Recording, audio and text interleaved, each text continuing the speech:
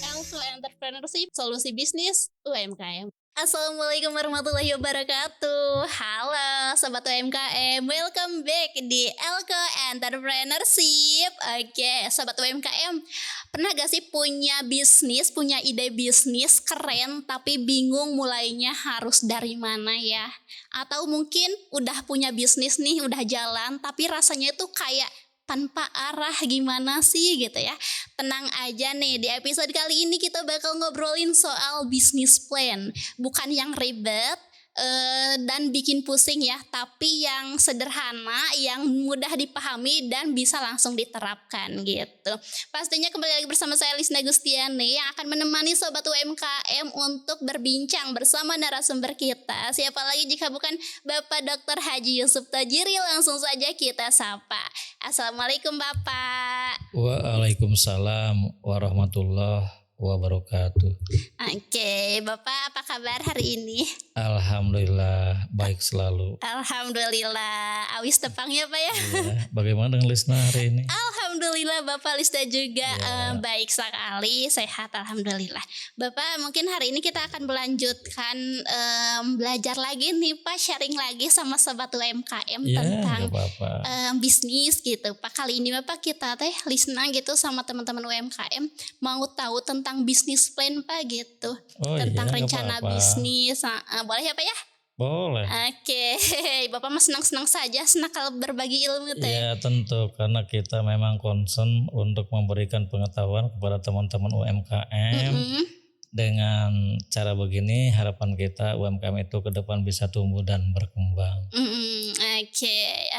Jadi nih Pak kan kalau ada istilah kerennya mah bisnis plan ya Pak ya. Iya, Tapi itu teh betul. kan tentang perencanaan bisnis, itu tuh maksudnya gimana Pak? Apakah bisnis teh harus direncanakan atau gimana tuh? Ya tentu segala sesuatu kalau ingin terukur harus kita rencanakan, termasuk kegiatan bisnis. Oke. Kenapa kegiatan bisnis harus kita rencanakan? Karena bisnis itu kan salah satu kegiatan yang kegiatannya itu cukup luas. Jadi kalau seorang bisnismen itu dia sibuk karena dia akan melakukan banyak kegiatan. Oke. Pertama, yang namanya bisnismen itu harus memiliki kemampuan untuk melihat, mengidentifikasi lingkungan-lingkungan. Oke. Lingkungan internal atau lingkungan dalam organisasi usaha kita. Jadi kita harus bisa mengidentifikasi, mengenali, mengawasi dan bahkan kalau bisa kita mengarahkan. Oke. Lingkungan internal organisasi kita itu harus kita awasi. Mulai dari keuangan kita awasi, kemudian produksi atau membuat barang kita awasi, kemudian menjual barang atau itu bagian dari kegiatan pemasaran kita awasi. Oke. Kemudian orang-orang yang kita libatkan untuk bagian keuangan, bagian produksi, bagian pemasaran kita awasi. Supaya apa? Mereka betah bekerja sama dengan kita. Oke. Termasuk juga IT harus kita awasi. Itu internal. Tapi jangan lupa internal juga harus kita awasi tentang budaya-budaya organisasi. Budaya-budaya organisasi kita awasi supaya apa? Tetap semangat, tetap solid, tetap konsisten, tetap istiqomah. Iya. Karena kalau misalnya budaya organisasi tidak kita awasi, khawatir nanti budaya organisasi itu berkembang kemana-mana dan tidak memiliki arah, tidak memiliki ruh. Dan itu tidak bisa mendukung untuk membuat perusahaan menjadi tumbuh dan berkembang. Kita awasi. Jadi lingkungan internal organisasi usaha kita juga harus kita awasi oleh yang namanya pengusaha, bisnismen. Oke. Kemudian ada juga kegiatan untuk mengawasi atau mengamati lingkungan eksternal. Lingkungan luar organisasi usaha kita. Kalau internal mungkin bisa kita kendalikan, mungkin bisa kita arahkan. Kenapa? Karena itu bagian dari kita. Ada pemimpin, ada orang-orang yang bisa membantu pemimpin. Itu kan bagian dari kita, bisa kita arahkan, bisa kita kendalikan. Tapi kalau lingkungan eksternal susah kita kendalikan. Karena itu harus kita amati. kita awasi. Iya. Contoh misalnya kalau secara teori lingkungan eksternal itu terdiri dari lingkungan mikro, lingkungan yang dekat dengan perusahaan kita, seperti pelanggan. Pelanggan harus kita amati. Kenapa? Kalau misalnya barang kita, jasa kita sudah tidak relevan dengan kebutuhan pelanggan, tentu pelanggan akan migrasi, mencari ke tempat lain. Harus kita awasi. Kemudian pemasok juga harus kita awasi. Kenapa pemasok harus kita awasi? Karena jangan-jangan nanti pemasok itu membagikan barang bukan hanya kepada kita, kepada orang banyak, sehingga kita susah untuk menyediakan barang sesuai satu ketika ada full demand. Harus kita awasi dalam arti bagaimana kita bisa membuat kesepakatan atau kontrak kerja dengan pemasok supaya pasokan bahan baku, bahan pembantu yang kita butuhkan itu selalu terjamin ada. Kemudian kepada pesaing pun harus kita awasi. Kenapa?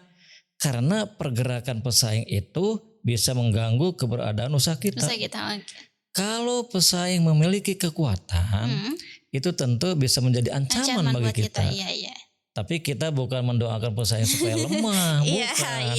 Kita awasi supaya kalau kita awasi kita bisa memetakan apa yang harus kita lakukan ke depan supaya usaha tetap bisa berjalan.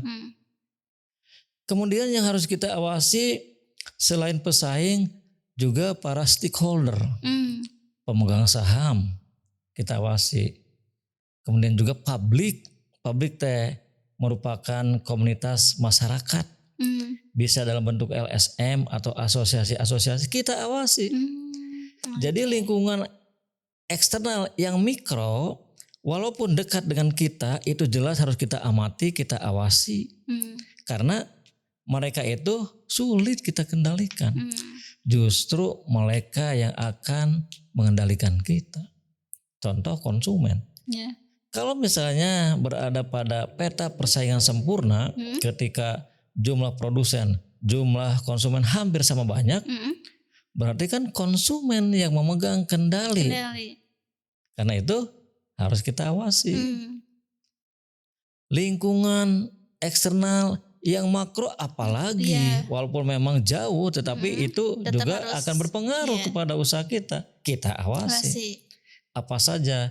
Secara teori, teman-teman UMKM mungkin bisa belajar tentang PESTEL.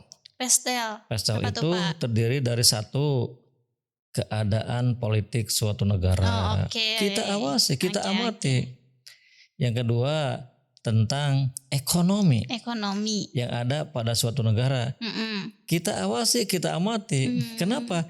Karena kalau misalnya produk kita jual kepada masyarakat yang kebetulan tidak memiliki kemampuan karena pendapatan memang kurang, kan tidak efektif pemasaran kita. Kemudian sosial dan budaya juga harus kita amati. Kenapa? Sosial, budaya, masyarakat itu satu ketika akan mengalami perubahan. Jadi kita harus menyesuaikan dengan perubahan-perubahan yang terjadi pada sosial budaya masyarakat. Artinya kita harus bisa beradaptasi, berkompromi dengan perubahan sosial budaya. Kemudian teknologi juga harus kita amati. Kenapa? Khawatir teknologi yang kita gunakan ternyata sudah usang sehingga kualitasnya itu berpengaruh terhadap apa? Ekspektasi konsumen. Atau mungkin teknologi bisa menjadi ancaman ketika teknologi yang kita gunakan ternyata sudah jadul. Ancaman kan? Wah, kita kalah bersaing dengan pesaing karena pesaing sudah menggunakan teknologi terkini. Kemudian ekologi, lingkungan alam, lingkungan tempat kita melakukan kegiatan usaha harus kita amati. Apakah lingkungan selama ini mendukung atau justru lingkungan selama ini kita ganggu sehingga kurang mendukung. Kita awasi. Kemudian legal. Nah, ini juga kan government mengeluarkan legal. Jadi legalitas usaha kita itu harus dari sejak sekarang kita persiapkan supaya keberadaan usaha kita itu secara legal memang terakui. Jadi yang namanya bisnismen itu ternyata banyak sekali kegiatan. Sehingga bisnismen itu memang selalu sibuk. Nah, untuk meminimalisir kesibukan dan kemudian kesibukan itu mengarah kepada upaya untuk mengembangkan usaha kita, kita wajib membuat yang namanya business plan. Oke. Business plan itu merupakan begini teman-teman, kita membuat perencanaan supaya tujuan-tujuan di masa yang akan datang bisa dicapai dengan menggunakan beberapa strategi. Kan tujuan itu kalau misalnya kita lihat dari rentang waktu ada tujuan antara 0 sampai 1 tahun. Jangka pendek kan. Tujuan antara 1 sampai 5 tahun. Jangka menengah kan. Tujuan di atas 5 tahun. Itu sudah tujuan jangka panjang. Nah, bagaimana caranya kita bisa mencapai tujuan-tujuan itu kalau langkah-langkah yang kita susun itu tidak pernah kita rencanakan. Jadi perencanaan bisnis dalam usaha apapun itu memang harus atau wajib kita buat. Karena bisnis plan itu atau perencanaan usaha itu menjadi ruh untuk menggerakkan semua kegiatan yang berkenaan dengan kegiatan usaha kita. Nah begitu. Oke, wajib gitu ya Pak ya. Iya. Oke, nah Pak, kalau wajib nih Pak, boleh gak sih Pak kasih tahu kita Pak langkah-langkahnya tuh apa saja sih yang harus disusun dalam bisnis plan? Nah begini ya, teman-teman UMKM dimanapun berada, saya ingin memberikan beberapa langkah dalam menyusun sebuah perencanaan usaha atau bisnis plan. Pertama, teman-teman harus dulu membuat yang namanya misi dan visi.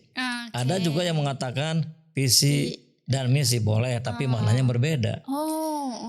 Jadi teman-teman pengusaha itu semua tujuan dan maksud untuk menggerakkan usaha ini harus tuangkan dalam sebuah misi dan visi. Kenapa? Karena misi dan visi itu menjadi jiwa perusahaan yang akan menggerakkan langkah-langkah untuk mencapai tujuan-tujuan itu terdapat dalam misi dan visi. Jadi wajib kita buat misi, visi. Misi begitu, dan visi. Nah untuk misi dan visi sendiri itu tuh Pak apa sih, kan dua mirip ya Pak ya, visi misi tapi kan maknanya berbeda. Cara ngebedain atau maksudnya tuh gimana sih Pak? Apa tuh visi misi? Jadi begini ya, misi dan visi kadang-kadang suka tertukar. Mungkin teman-teman belum paham.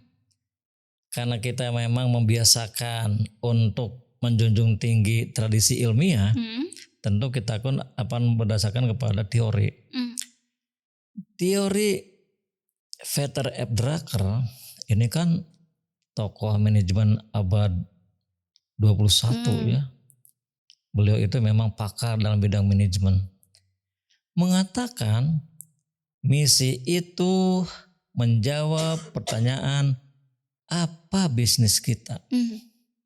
Paham tuh? Apa bisnis kita? Berarti misi itu mendeklarasikan tentang bidang usaha yang akan kita jalankan. Manufaktur, services, trading, atau mungkin pertambangan, pertanian, perdagangan, dan lain-lain. Itu merupakan statement dari sebuah misi. Jadi kita harus jelas dulu. Bisnis kita itu akan bergerak pada bidang bisnis apa. Jadi tong kamana-meni. Satu ketika tukang kulit, pada waktu lain tukang naon, pada akhirnya naon, tukang teuing. Begitu. Misi. Jadi sekali lagi teman-teman UMKM, misi itu merupakan jawaban terhadap pertanyaan tentang apa bisnis kita. Itu kata Peter F. Drucker. Visi berbeda dengan misi. Visi lebih spesifik. Sama, visi juga merupakan jawaban atas pertanyaan tentang bisnis kita ingin menjadi seperti apa. Oke. Contoh, Bapak abdi mah hoyong bisnis dalam bidang fashion tetapi memiliki reputasi nomor 1 di misalnya Kabupaten Garut di Provinsi Jawa Barat. Berarti kalau kita punya misi seperti begitu, kita akan merangkai langkah-langkah bagaimana supaya bisnis fashion ini benar-benar memiliki reputasi nomor 1 di wilayah tersebut. Visi. Jadi visi itu merupakan impian yang wajib kita aplikasikan menjadi sebuah karya nyata, dan karya itu benar-benar sangat luar biasa dan orang mengakui. Begitu. Oke, itu dia. Paham ya teman-teman UMKM? Oke, gitu ya. Misi dan visi atau Bapak visi dan misi atau misi dulu yang disebut tuh, misi dan visi. Saya kan berdasarkan kepada teori. Ada teman-teman yang mungkin menuliskan dulu visi kemudian misi, tapi yang penting mah ada perbedaan lah. Kan kalau kata Drucker mah misi dulu. Apa bisnis kita? Baru visi. Bisnis kita yang menjadi seperti apa? Itu kata Drucker. Tapi kalau teman-teman punya pendapat lainnya nggak apa-apa, kita hargai. Cuma kita harus bisa membedakan kalau misi itu menunjukkan kepada ruang lingkup usaha yang akan kita masuki. Kalau visi kita ingin punya prestasi. Kan spesifik ya? Iya. Nah Bapak untuk ini Pak, bisnis plan sendiri Pak, kan tadi sempat disinggungnya sama Bapak, sebetulnya untuk usaha atau bisnis apapun itu harus bikin bisnis plan gitu ya Pak. Tapi kan mungkin kalau Lisna terus juga kalau sobat UMKM apalagi yang awam gitu Pak, mendengar bisnis plan teh asa buat perusahaan gede deh, apalagi isinya mungkin visi, misi, strategi dan lain sebagainya. Tapi Pak untuk UMKM nih Pak, bisnis plan sendiri relevan gak sih Pak? Saya pikir relevan sekali ya. Kenapa? Mau usaha mikro, kecil, menengah, apalagi besar, kan kita ingin tumbuh dan berkembang.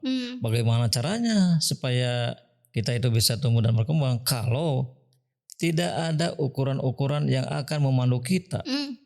Jadi bisnis plan itu merupakan langkah-langkah yang akan memandu kita untuk mencapai pertumbuhan, perkembangan usaha sehingga usaha punya nilai.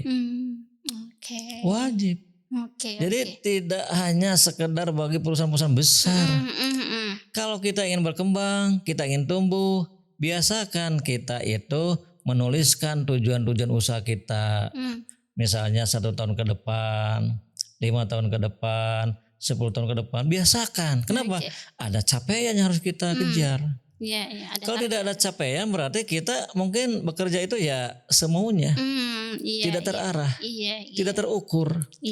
Kalau semua tidak terukur, tidak bisa kita prediksi usaha kita ke depan akan seperti apa. Nah ini teman-teman UMKM, jangan salah paham karena usaha kecil, mikro dan menengah tak perlu menggunakan bisnis plan, perlu walaupun misalnya disimpan di otak. Tapi sebaiknya tulis dan simpan. Di mana?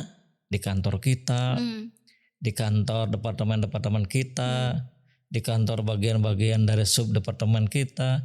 Biar apa? Mereka tahu kita itu punya tujuan.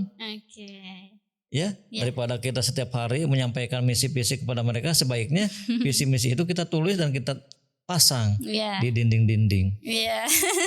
Bagian keuangan, bagian produksi, bagian pemasaran. Sama seperti kita menerapkan tentang sertifikat halal. Samakan aja seperti begitu. Kenapa? Karena visi dan misi itu kita anggap sebagai ruh bagi perusahaan. Begitu. Siap Bapak.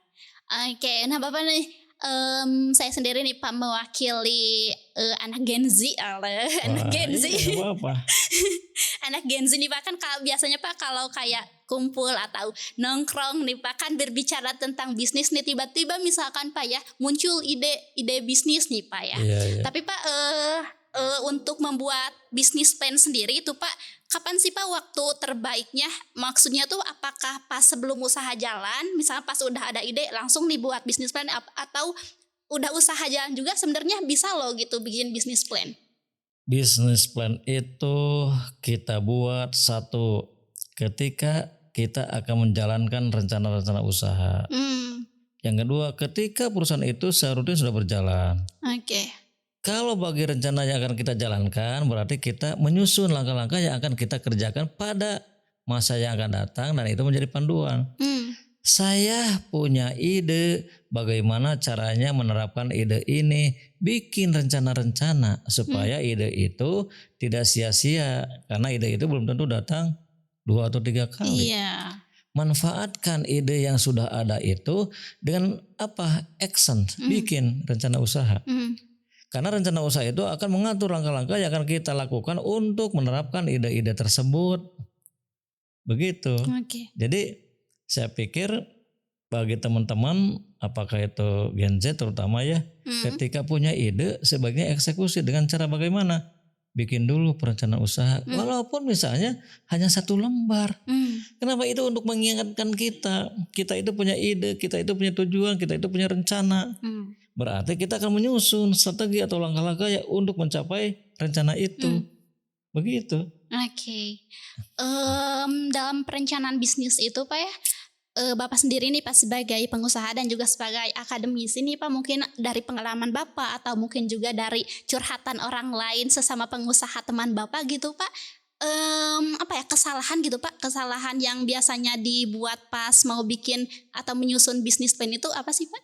Ya rata-rata kan kalau teman-teman kita UMKM jarang yang mau membuat bisnis plan. Jadi dia itu bekerja satu spontanitas, rutinitas. Jadi semuanya kurang terukur dan kurang terarah.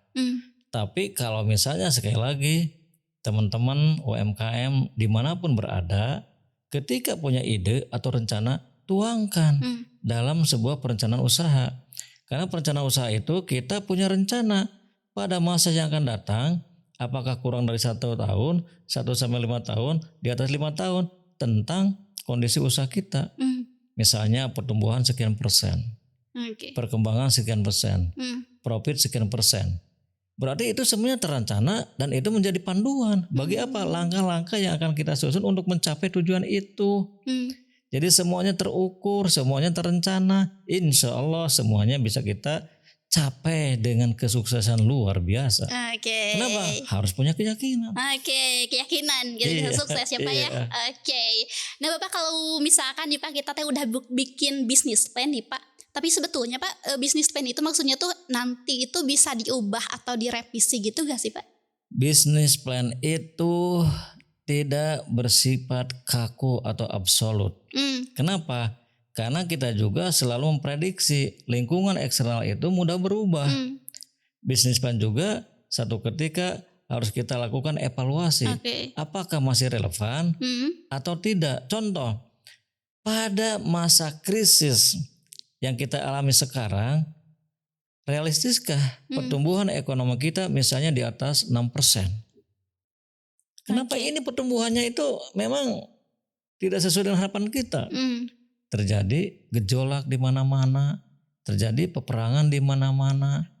Pokoknya banyak penyebab sehingga pertumbuhan ekonomi mengalami keterlambatan atau lamban. Nah, realistis tidak. Berarti kita harus mengevaluasi dan kemudian bisnis plan itu kita sesuaikan dengan pertumbuhan ekonomi yang ada. Jadi fleksibel. Kalau kaku nanti stres sendiri. Bapak kenapa tidak sukses? Ya iyalah karena tujuan kamu itu ternyata tidak realistis. Coba kalau misalnya dulu pertumbuhan usaha itu kita target misalnya 10%, sekarang turunkan 5%. Kenapa? Kondisi global, kondisi eksternal sekarang susah kita prediksi dan sedang mengalami penurunan yang luar biasa.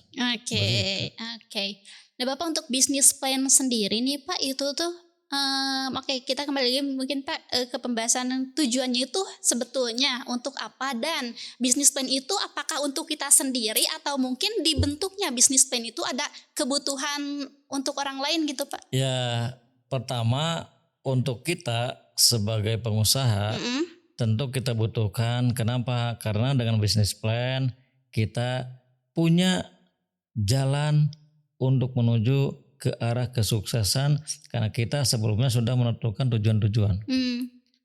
Yang kedua, dengan bisnis plan itu kan menjadi ruh, semangat bagi setiap orang. So, kalau misalnya kita bekerja tanpa tujuan, semangat tidak.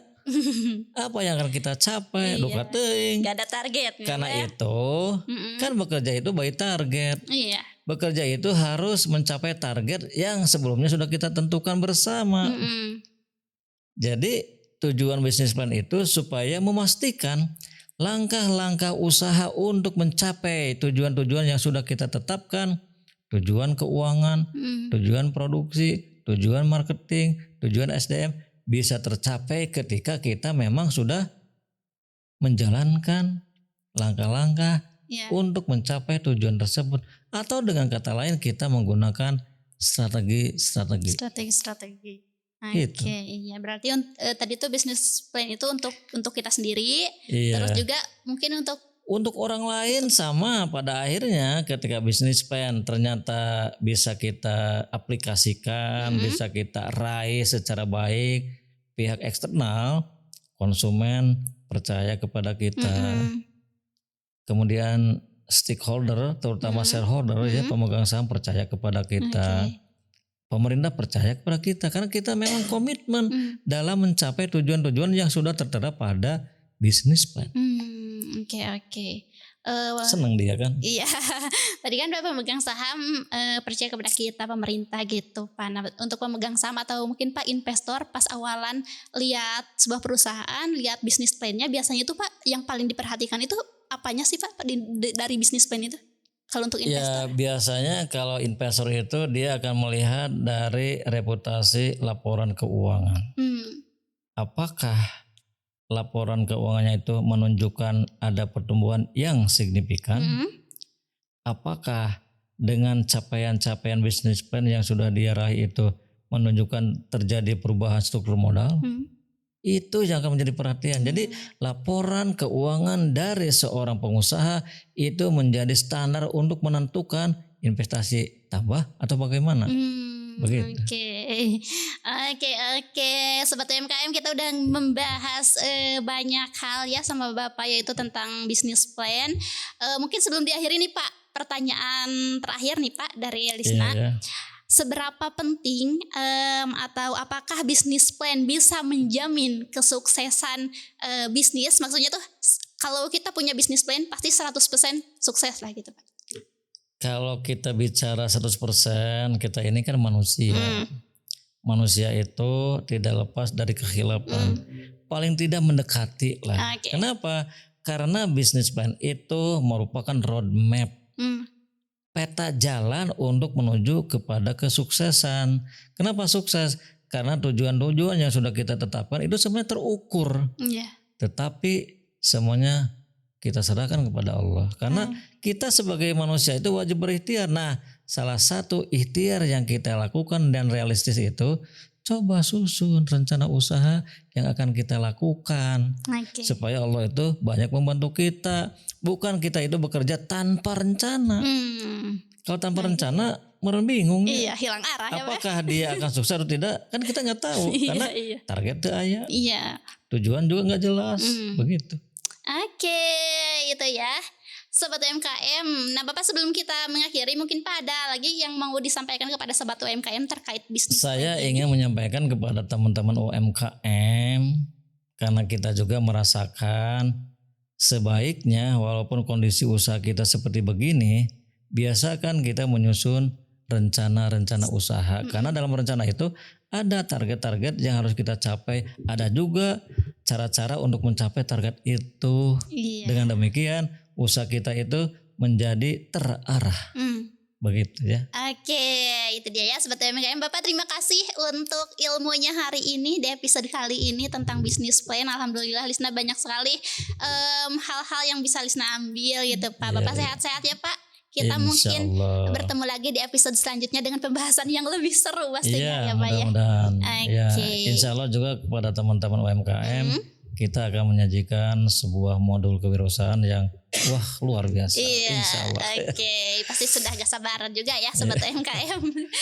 Oke, buat Sobat UMKM juga nih, terima kasih yang sudah menonton perbincangan Lisna dengan Bapak hari ini ya. Alhamdulillah kita dapat ilmu baru gitu ya Sobat UMKM. Mungkin bisa langsung Sobat UMKM terapkan gitu ya untuk rencana bisnisnya gitu. Buat Sobat UMKM jangan lupa untuk subscribe channel YouTube Elko Entrepreneurship. Terus juga komen di bawah nih ya buat Sobat UMKM yang mungkin punya permasalahan terkait bisnisnya, nanti bakal Lisna bantu tanyakan ke Bapak ya, nanti sama Bapak bakalan dijawab gitu untuk membantu Sobat UMKM. Jangan lupa juga untuk share video ini, kasih tahu teman-teman yang lain ya bahwa di YouTube itu ada channel YouTube Elko Entrepreneurship yang ngebahas tentang solusi bisnis UMKM. Baik, mungkin untuk episode hari ini sekian. Terima kasih, saya Lisna Gustiani pamit undur diri. Elko Entrepreneurship, solusi bisnis UMKM. Wassalamualaikum warahmatullahi wabarakatuh. Waalaikumsalam.